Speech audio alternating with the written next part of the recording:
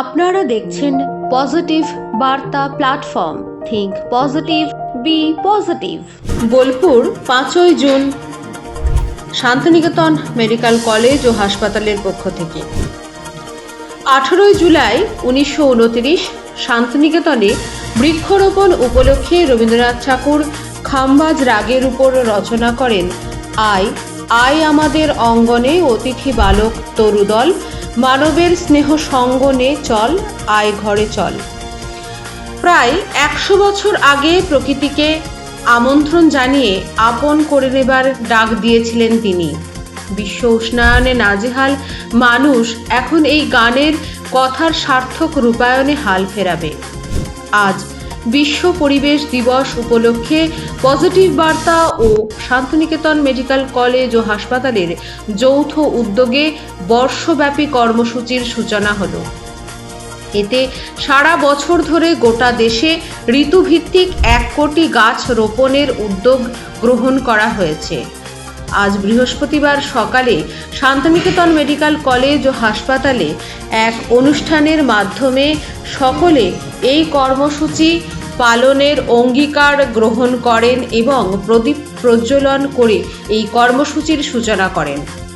Medical কলেজের অধ্যক্ষ professor doctor SP Mitra, প্রাক্তন অধ্যক্ষ doctor Gautam Narayan Sarkar, professor doctor Arup Kumar Majhi, professor doctor Sumit Sanyal, academic coordinator doctor Ayan গোস্বামীকে সঙ্গে নিয়ে সকলে উপস্থিত অধ্যাপক, ছাত্রছাত্রী, কর্মীরা প্রদীপ প্রজ্বলনে অংশ নেন ও ক্যাম্পাসের বিভিন্ন জায়গায় সারাদিন ধরে শতাধিক গাছ রোপণ করেন। এছাড়াও বিশ্ব পরিবেশ দিবস উপলক্ষে শান্তিনিকেতন মেডিকেল কলেজ ব্লাড সেন্টারের পক্ষ থেকে মেডিকেল কলেজ ক্যাম্পাসে আজ 50টি চারা গাছ রোপণ করা হয়। এই কর্মসূচিতে অংশ নেন ব্লাড সেন্টারের director professor doctor Tapan Kumar Ghosh সহ আরও অনেকে। আজ বিশ্ব পরিবেশ দিবস 5ই জুন উপলক্ষে শান্তিনিকেতন মেডিকেল কলেজ ও হাসপাতাল এবং ত্রিপুরা শান্তিনিকেতন মেডিকেল কলেজের সহযোগিতায় পজিটিভ বার্তার উদ্যোগে এক বিশাল বৃক্ষরোপণ কর্মসূচির সূচনা হলো।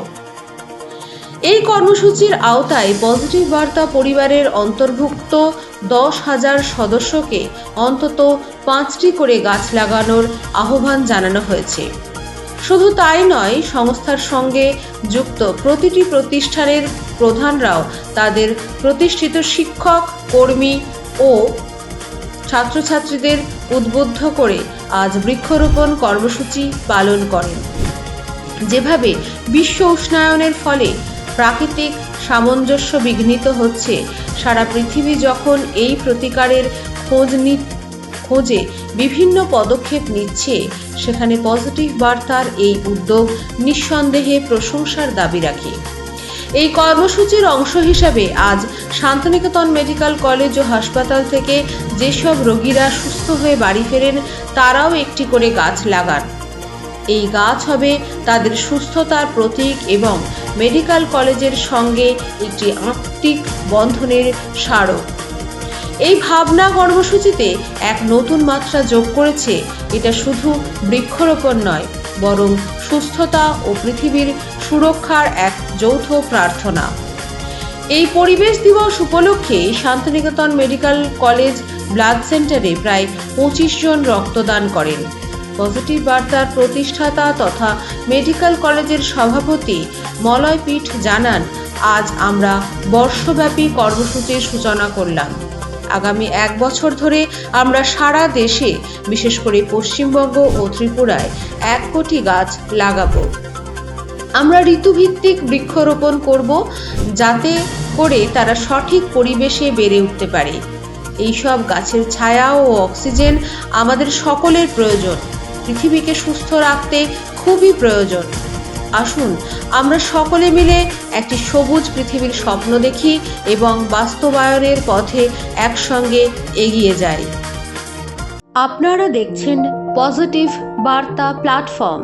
Think positive, be positive.